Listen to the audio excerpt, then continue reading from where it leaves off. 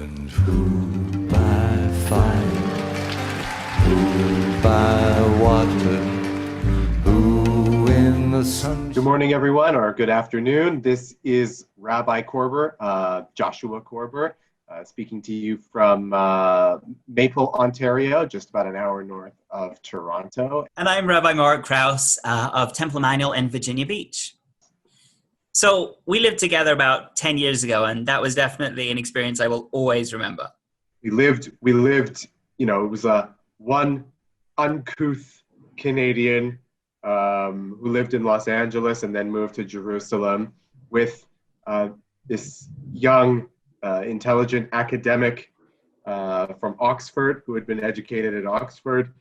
One of the funny stories I remember is that you always like to stage protests against things that you feel are just unjust. And one of the things that you felt was most unjust while we were in rabbinical school was the number of books that we had to carry around. And so one day you decided to buy this little red cart, like a little kid would pull around. Fisher Price Kids Wagon. Fisher Price Kids Wagon. You stuck a Canadian flag on the back of it and you pulled it along just to protest the number of books that we had to carry around there. It was a little bit of a ridiculous protest, but it was also to save my back. I mean, because it's like painful to schlep. I hated schlepping around with that. It was, and then you think about the amount of organic food I needed to bring, to class as well. That also added to the weight. Absolutely.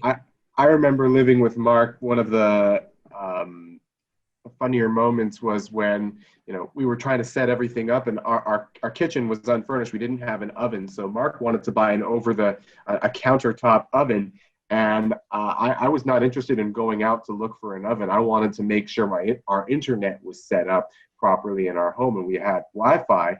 And Mark couldn't get over the fact that I cared more about the internet than I cared about having a way to make food. So what are we doing today, Mark? Well, we're going to be looking at the ancient poem Unetane Tokef, which occurs in the Musaf Amidah, in the additional service repetition for both days of Rosh Hashanah and Yom Kippur. And it's probably, I think it's fair to say, the most important, striking, but also kind of hit you hard kind of poem of the entire High Holidays. It does. When we look at the English translation, it is one of the most memorable things for people is that prayer.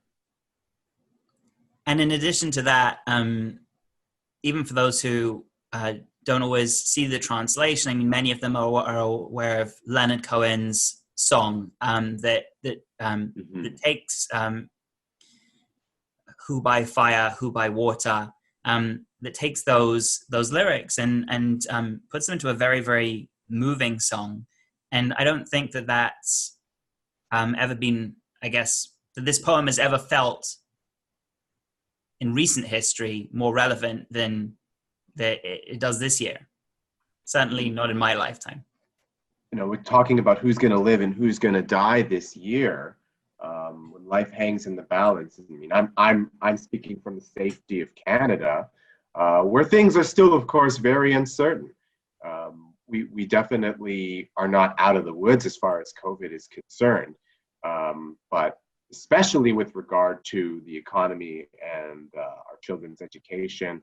There's a lot more to worry about this year as a given than there was in previous years. So whatever stress Rosh Hashanah brought you, whatever existential crisis Rosh Hashanah brought you spiritually in previous years, it's just amplified immensely by COVID. Absolutely. There are so many years where mentions of plague would just felt kind of antiquated to me. Like we don't deal with those things anymore. And I'm sitting here in Virginia in late August with the coronavirus, COVID-19, running rampant in 2020 in one of the most advanced countries on earth. Now, Virginia thus far has not been hit as hard as many other states, but we are trying to stop the spread, to flatten the curve as much as we can. There are so many schools that are closed, people who are not who are working from home. There are so many people who've lost their jobs, and obviously, we're recording this right now, and right now about more than 170,000 people have lost their lives. I'm guessing by the time people view this, that total could be a lot higher. Yeah.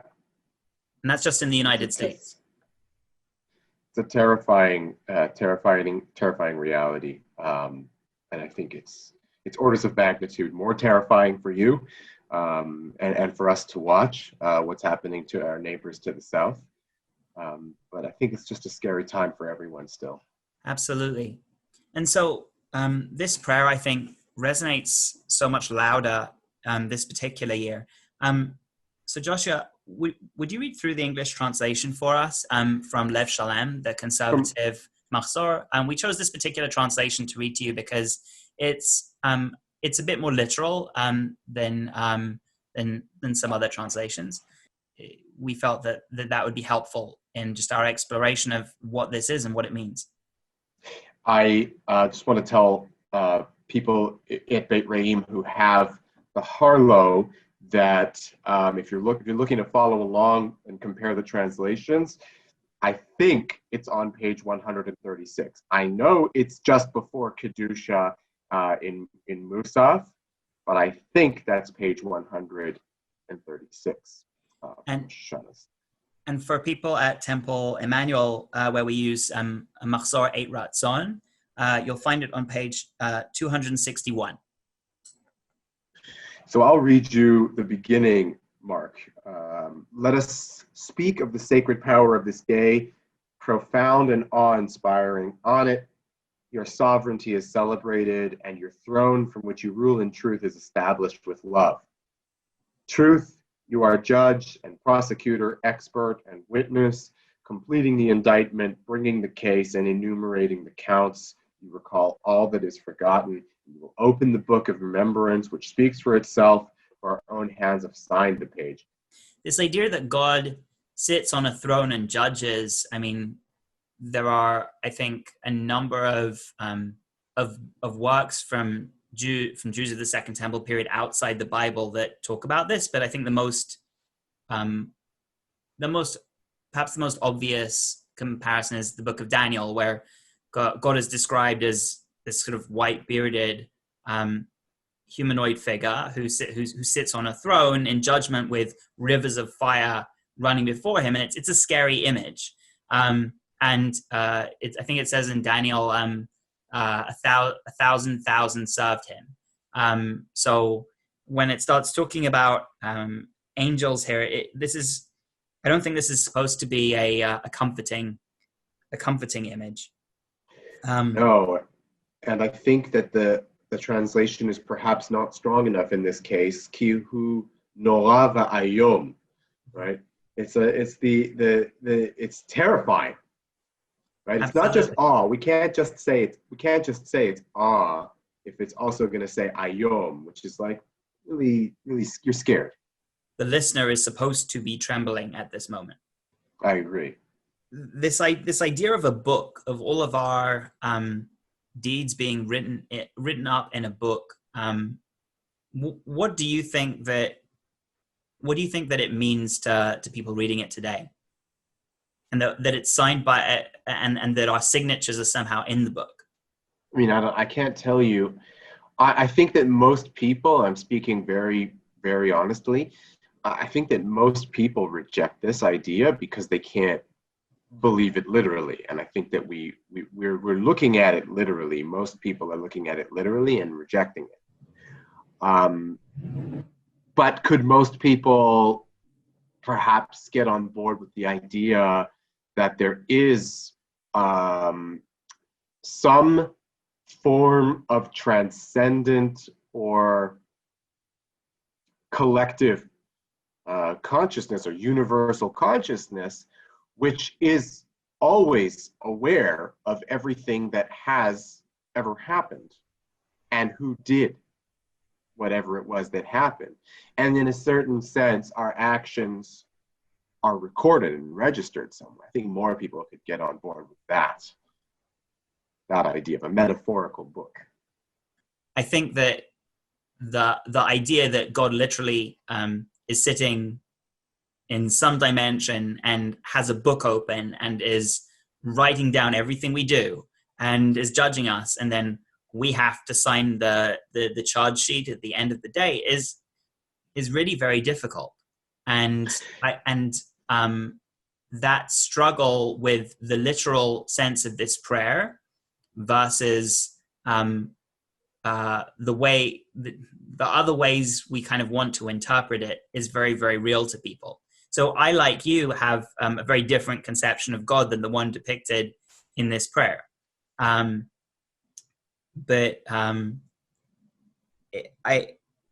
I think what we see over and over again in translations of this prayer is an attempt to make it more palatable to modern American audiences. Don't take it literally, but do take it seriously. I think the tendency, and I might be wrong, the tendency in North American modern liberal thinking Jews is to not take it literally or seriously. Right. And I think taking it seriously can look very different. It can look very different in different congregations. One of the most interesting things about this poem is that it has come to characterize the, let's call it, mythos of Rosh Hashanah and Yom Kippur in such a dominant way. This idea that we are written, this idea that we are sealed, it comes up over and over again in our liturgy now because of this poem. And this poem, despite the difficulties that we have in reading it, it's such a stark image. It's such a bold image that it's come to dominate people's conceptions of Rosh Hashanah and Yom Kippur. I think maybe in a slightly unfair way. Like there is so much. There are so many other pieces of liturgy for the high holidays that are not quite as dark as Unetane Tokef, and maybe it's taken an oversized role in how we conceive of these holidays. Its gravity perhaps is being given too much of a gravitational boost towards it, that maybe other things like Harat Olam, right, the birthing of the universe, should have more gravity as well. Absolutely. And I mean, I guess what I'm saying is this is one poem for the high holidays, and it's come to become sort of the dominant poem, and there are literally hundreds Right. of them. It says everything this is, I mean, it dominates my sermons, I have to say. Like there isn't a year that I can remember in the last 4 years where I haven't at some point said something like, you think Yom Kippur is the serious one and Rosh Hashanah is the fun one, but it's the other way around. Mm-hmm. So just so our listeners know, I live right next to a master jet base. So the sound you're hearing now, which is filtered very, very carefully by Zoom, is the sound of an F-18 flying overhead. I have several F-18 squadrons living in my backyard. Perhaps lending even more gravity to the poem. Indeed. So shall we continue in the poem itself? The great shofar will be sounded, and the still small voice will be heard. Angels will be alarmed, seized with fear and trembling, declaring this very day is the day of judgment. For even the hosts of heaven are judged.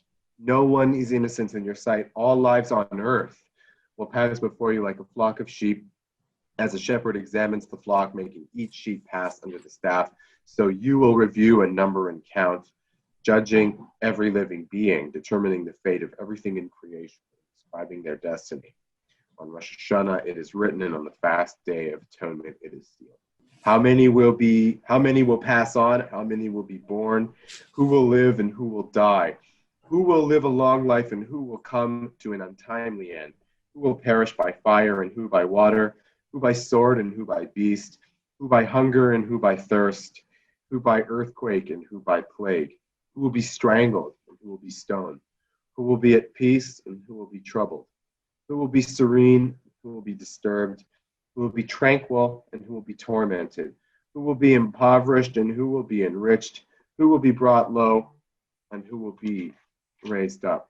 But teshuvah, tefillah, and tzedakah, repentance, prayer, and the giving of charity have the power to transform the harshness of our destiny. The blast of a great shofar is heard. That's a quote from Isaiah, and a still small voice is heard. That still small voice comes from a story about Elijah, and a moment in which Elijah was not able to comprehend that God did not want such harsh justice in the world, which is kind of ironic, seeing as it's been incorporated in this poem. But it's from the Hebrew Bible. And then we have this idea of the Day of Judgment, which also has its origins in the Hebrew Bible and the Tanakh. The angels assemble, they're gripped by fear, they're trembling. The Day of Judgment is here. And this Day of Judgment, which in the Hebrew Bible is this thing far off in the future that's going to happen one day where when judgment will happen, instead, Rosh Hashanah becomes Yom Hadin. It becomes this day of judgment, and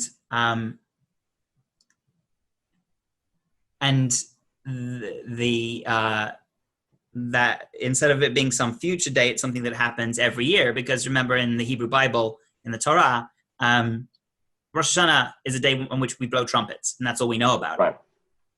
And so I think for the very next piece, we have to go back to the Mishnah. The first was rabbinic work, the 2nd century, and the rabbis are talking about what it is that happens on Rosh Hashanah. God inspects the troops on Rosh Hashanah. That's all the Mishnah says. But here we have this massive elaboration. What do you think of this image of God as shepherd?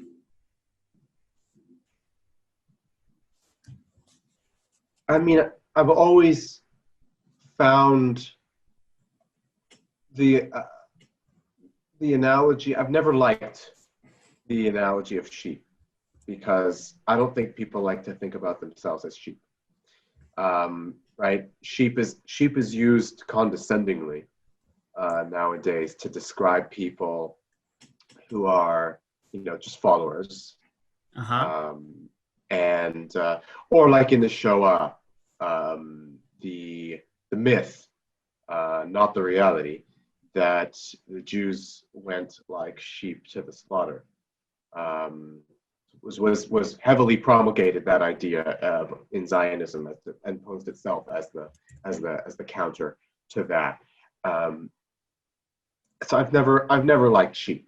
I've never liked being thought of as sheep, because sheep have one destiny, which I suppose we do as well. But I like this idea of soldiers a lot better, of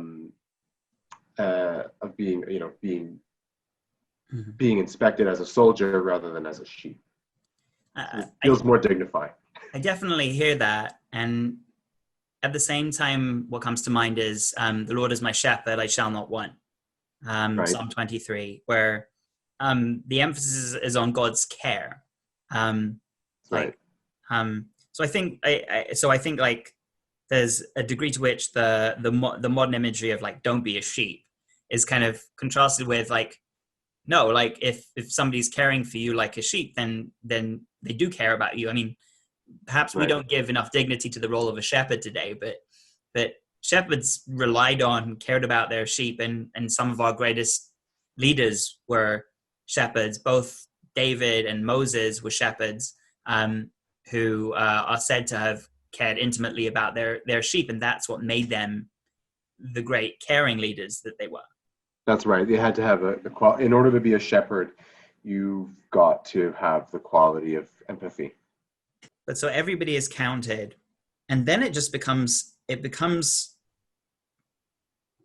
so graphic. How many lives shall end? How many shall begin? Who shall live and who shall die? Who in their time, and who literally here, lo v'kitzo, before their time, Yeah. which kind of seems to say like, we have a destiny, we have a fate, we have a set time, a set length to our life, and but that length of life can be cut short somehow. Perhaps, I'm guessing from this, by our deeds. By our deeds is definitely the thrust of this text.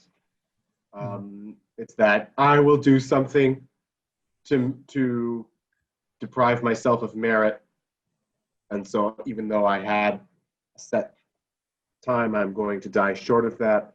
I think we can have a more complicated theology of it, though, where it can be someone that died before their time, and it wasn't their fault.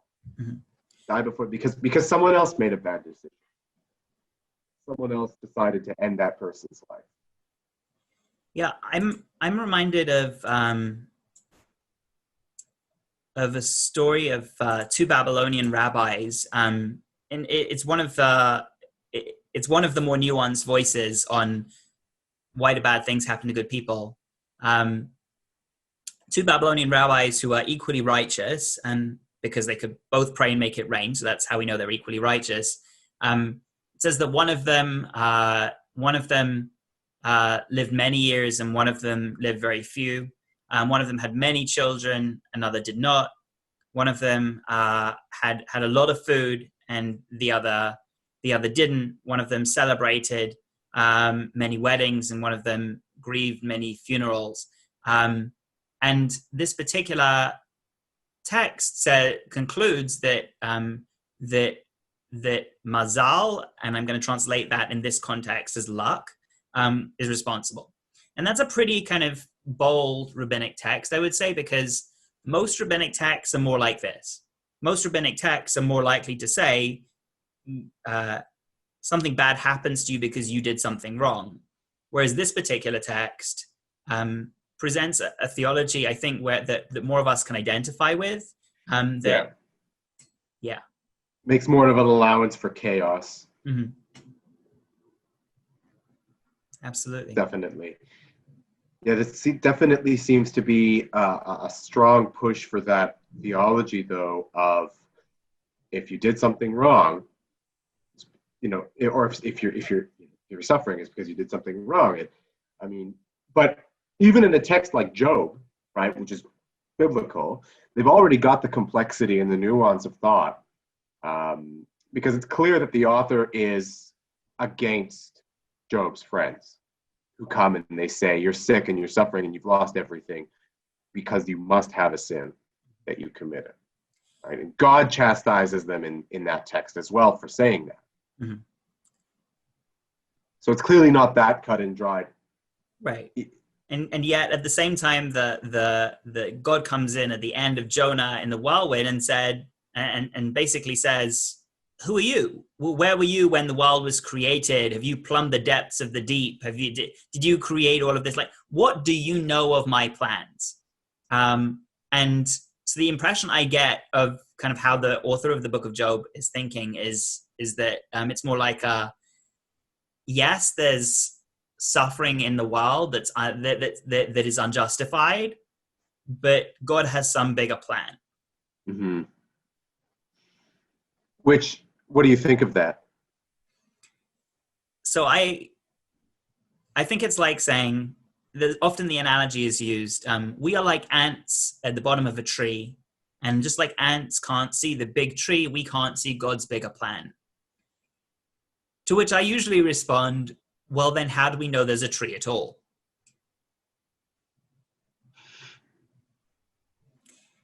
Fair enough. It's saying to someone who's grieving loss of a loved one, that,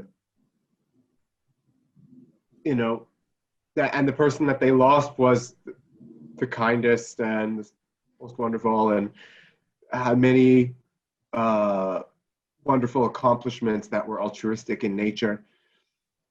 How could this have happened to them? How could this have happened to us? And we're saying, well, it's all part of God's bigger plan. it's unsatisfying. It's, it doesn't, that's not therapeutic, at least not nowadays, to say that. And I think we intellectuals have a problem with the theology because we don't want to say it to people. We think about the prospect of saying it to someone, and that's what gives us pause. And I think that I don't think that really is an illegitimate reason to alter your theology. But that's what I always think about is the funerals that I do. Yeah. Sitting with somebody who's grieving, I mean, especially when it's a tragic loss.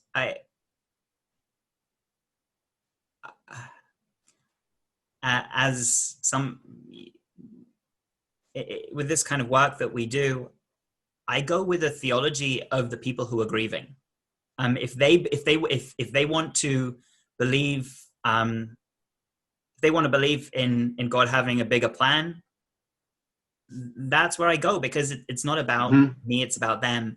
If they believe that in the universe random things happen, then that's what I'll go with. Olam Kamin Hagono Heg, or some kind of variation of that, like, or Mazal, like, if they believe if they believe something, even if they believe something outrageous that I disagree, even if they believe something outrageous that I disagree with, unless it harms them, I'm just going to go along with it, because it's about What them. if they come to you and they ask you? They're looking for you. If I'm being asked by somebody in the midst of their grief, I will try not to be directive. So I will try not to direct them towards any particular theology, in the same way that I kind of just said. If it's somebody who's intellectually curious about what I think, then I'm more willing to say what I think, which is that that for me, the idea that I believe that God set up the world to function according to certain natural laws, which in certain rabbinic texts is called Olam Kamin Hagono Heg, that, just because somebody stole seed doesn't mean it isn't going to grow. And that God is going to stop the seed from growing as a punishment. Like, no, the world functions according to natural laws. Hurricanes are not evil. Viruses we might call evil, but they are simply living organisms doing what they have been programmed to do genetically. And we live as part of an ecosystem. And I don't believe, I cannot believe in a God who's going to sit around there, and if there's one person dying of cancer, is going to and then if there are two people dying of cancer, and one person has a whole bunch of people praying for them and another person doesn't, is going to intervene somehow in that person's life. That's my personal theology, but I'm never going to push that on somebody else. Mm-hmm.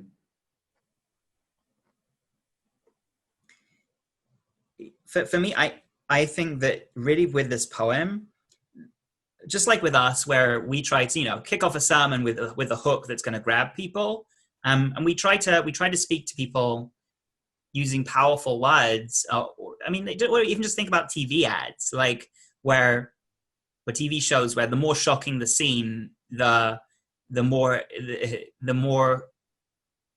the rubberneckers are gonna stop and watch, and that's what causes the traffic jam. It's these next words: who by fire, who by water, who by sword, who by wild beast, who by hunger, who by thirst, who by storm, who by pandemic, who by strangling, who by stoning, who shall have repose, who shall roam, who shall have peace, who shall be torn, who shall be tranquil, who shall suffer, who shall be impoverished, and who shall be well off, who shall be brought low, and who shall be raised up. It's that making it concrete for people in this poem that I think really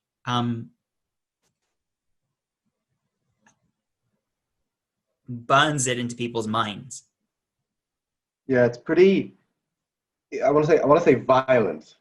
Yeah. The wording is violence in that it's really gruesome. Like, it's gruesomely bringing you this really, it's just telling you something that's real. I mean, it's some people will be born this year, and some people will die, and some people will die of these causes, and some people will die of these causes, and some people are going to have a good year psychologically or physically or financially, and some people are not. Now, what to say nothing of um, the question of fate versus free will, and does everything get determined by God based on our deeds? Let's put all of that aside for just a second, and look at these words. These are things that do happen every year. I mean, we don't hear about people getting eaten by wild beasts. So maybe we would say, oh no, who by malignant tumor, who by mass shooting in the modern context. So these are things that really will happen to people this year. Some people in our congregations are going to pass away. Some people in our congregations are going to be born. Some are going to get married. Some are going to get divorced. And today is no less a legitimate day to be asking that question. I wonder who it's going to be, than any other day in the year, right? And I think that when you have the concoction of everything that Rosh Hashanah has become, a day of reckoning, spiritual reckoning, a day of remembering that we are alive at the anniversary of creation, a day where we come back into recognizing God as the supreme power in our lives. That day makes sense to ask those questions. Even if there's no answer. And Yeah.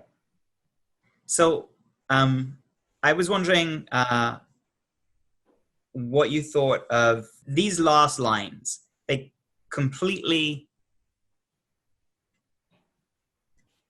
They sort of completely turn it on its head. We as listeners are being backed into a corner. We're being backed into a corner by all of the terrible things that might happen to us this year, and we're given an out. Yeah. Tshuva utfila utstaka ma'avirin et ro'a gezerah.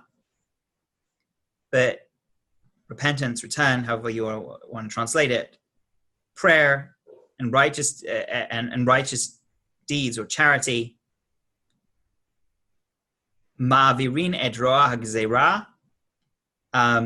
Some people would argue that literally means avert the decree, like avert whatever has been destined for you on high.